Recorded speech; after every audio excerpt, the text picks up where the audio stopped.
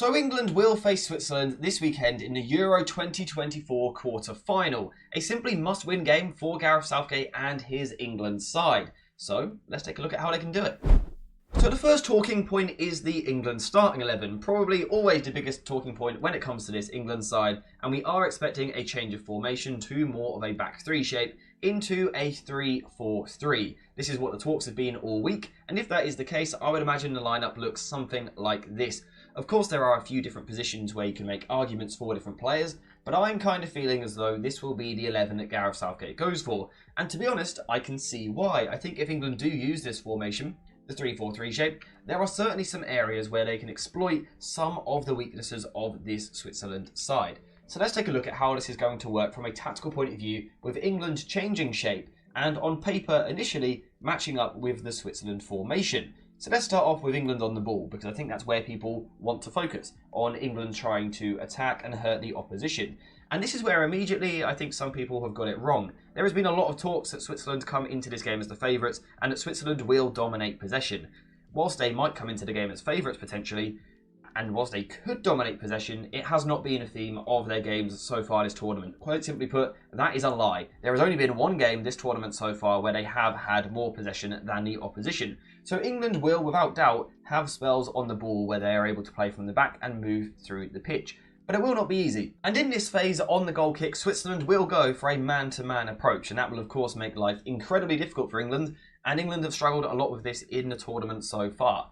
Now, one plus for this England side will be having Bukayo Saka on the left-hand side. Just the fact that he is left-footed will naturally give England a bit more of a balance. But also, should someone like Luke Shaw be able to start, that would also be a massive boost. But regardless, England will find it difficult to play through the first phase. So I think something we could see in this game is England at times, from the back, resorting to long ball football, going up towards Harry Kane and getting on the second ball. And whilst this may not be the most attractive brand of football, it wouldn't be a bad idea for Gareth Southgate at all. Switzerland are slightly weak to this, the long ball and the second ball, and Harry Kane on his day is one of the best players in the world at holding the ball up.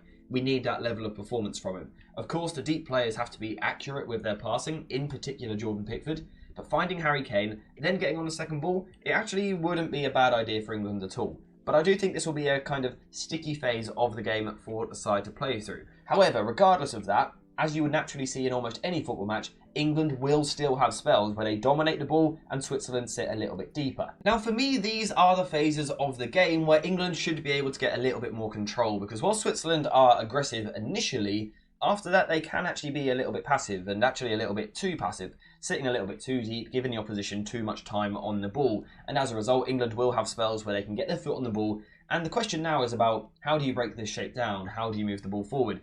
And again, it's going to be tricky. There's a reason Switzerland have got this far. However, there are some weaknesses, in particular the wide areas. You see, this Switzerland side plays with passive wing-backs in this phase of the game.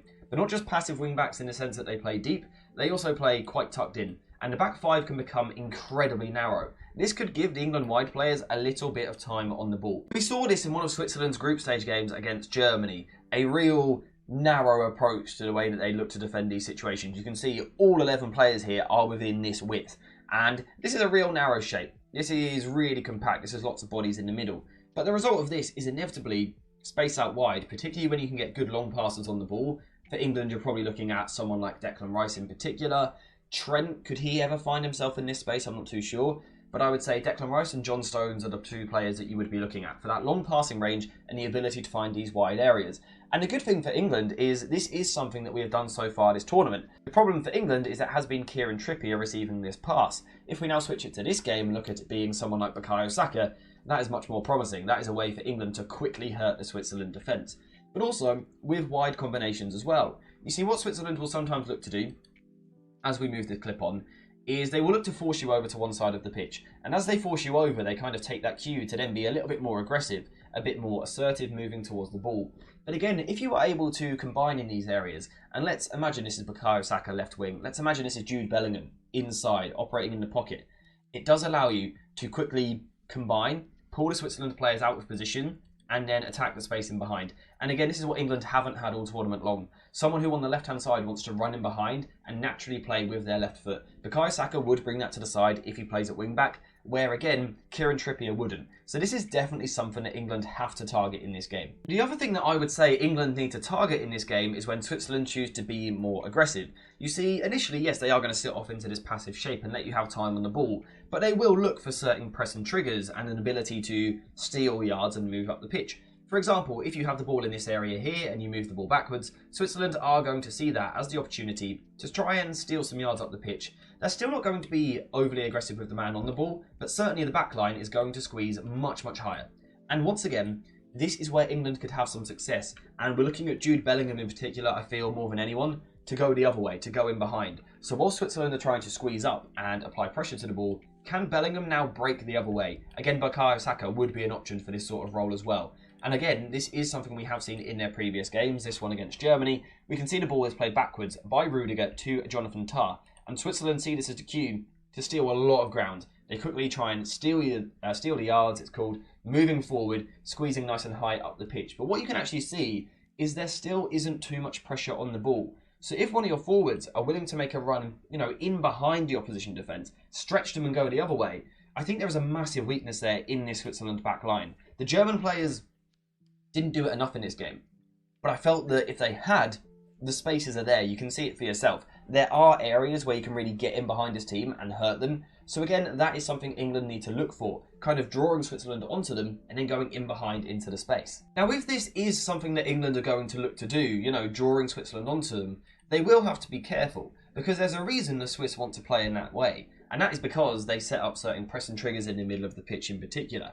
So as you kind of slowly move the ball out from around the back, they're going to start squeezing a little bit higher, try and steal a few yards. What they are almost waiting for, they're giving you time on the ball. They are waiting for you to move the ball into midfield. And if you're a little bit slack with this pass, or the player in the midfield isn't ready, hasn't scanned properly, or maybe it's a bobbly pass, whatever it may be, they are going to look to take that ball and then quickly counter-attack. And this will be a concern for England. This is where England have to be sharp, and this is one of my biggest concerns going into the game, because I don't feel they have been, particularly Kyle Walker and John Stones. Two players who are, of course, good on the ball, but they haven't been at this tournament. They simply haven't been good enough. They haven't been alert enough in these areas. They have to step up here. They really have to be much sharper on the ball. Kobbie Mainoo is the sort of midfielder you want trying to receive that pass, although, of course, he is a young player. He is inexperienced, but he's the profile of player you want in these positions. And also Declan Rice normally protects the ball well. But I would just say it's something that England need to be wary of. We need to be aware of this threat. Because you can see it here. Switzerland don't look particularly interested. But the second there is that threat for the ball to go into midfield, they are going to step up and be more aggressive. Now on this occasion, Germany didn't play the pass. They cycled it round to the other side. But then eventually the ball does come in. And again you can see those Switzerland midfielders just waiting for the opportunity to go nick the ball. And this is a player like Tony Kroos being caught on the ball. That shows just how it can happen to literally anyone.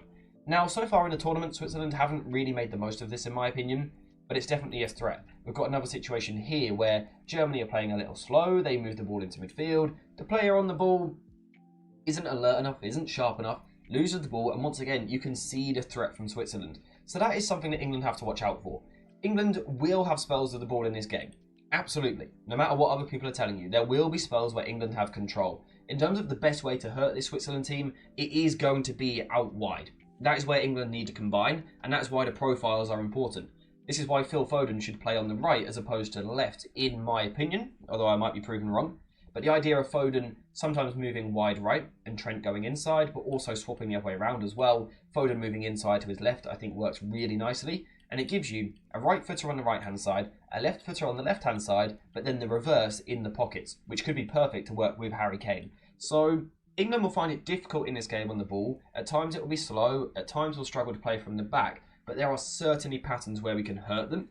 The problem is, they can hurt us going the other way as well. So before we continue into the video, a quick shout out to today's video sponsor, JerseyFIFA.com, the home of all of the greatest football kits. Whether that be the new latest releases or the old classic ones like this, Jersey FIFA has something for everyone, and now you can check it out yourself using the link in the description down below. And also make sure to use code JerseyFIFA for 10% off when you order. Now I mentioned just before the advert the threat of Switzerland going the other way. Switzerland will bring a massive threat on the ball because they're a quality side. Again, you only get this far if you're a good team. Technically and tactically, they are very strong. but they may not set up exactly how you think, and they certainly don't set up how I've seen other people talking about it, which is why I want to address it with this video. Because on paper, Switzerland are a 3-4-3 formation. So what you assume from here is two wing-backs who are going to fly forward constantly on the overlap. And of course they'll do it at times, but it's not actually the shape that they use. They tend to build up, particularly from goal kicks, with more of a back four. So what we're going to see is the right back dropping in like this, the two centre backs splitting either side of the keeper, but then Rodriguez, who initially technically is a centre back, is going to move to left back. So this gives them their back four. Now that's not particularly abstract. We see a lot of back threes do this. What is a little bit weird though is how the rest of the team moves, because Xhaka and Freuler are going to drop deep like this, but then the left wing back, who normally we would associate with flying forward on the overlap, is actually going to invert into midfield. And Switzerland can very, very quickly become, as we can now see on the screen here, a 4-3-3 shape. And that is something which will be quite an interesting challenge for England to face. A team which is going to be that rotational, but we can see it here. That is by no means a 3-4-3. That is very much a 4-3-3 formation. And it all comes because of these two players switching. We can see it. Ricardo Rodriguez is going to move out wide as the wing-back comes inside. And when they get into position, once again, it gives them this 4-3-3 shape. So that will be a challenge for England. I think the best way for England to control this game out of possession is to be aggressive. I think that would be the best approach. But not overly aggressive. The way that I would probably approach it is with a man-to-man press with a couple of players being a little bit cautious. So I would think I would push Kane forward and Phil Foden as well into a front two. In these situations, I would then ask Bellingham to tuck in behind and very much play as a midfielder out of possession. Leave Foden high because he's no good defending here. Leave him higher up the pitch. Ask Bellingham, Kobbie Mainoo and Declan Rice to play man for man in the middle of the park here. Again, with the wing back inverting. Ask them to play man to man in this manner. Now, the other thing I would do is make sure we don't leave our back three too exposed, because Switzerland will go long at times. They will go up to those forwards and look to get on the second ball. Now again, this is where Rice can have one of those joint roles that we've seen before, where he's operating sort of between two players. But I think you can do something similar with the wing backs. I think if the ball goes wide, absolutely ask that player to be aggressive and put pressure on the ball. But whilst it is in the middle, there isn't a need to be squeezed all the way like this. It's just unnecessarily aggressive. One of the wing backs at least can have a slightly more reserved sort of position, and as the long pass comes over, that gives you the time to go and be aggressive. That's how England should approach this game out of possession. I would be looking to force Akanji onto his right foot.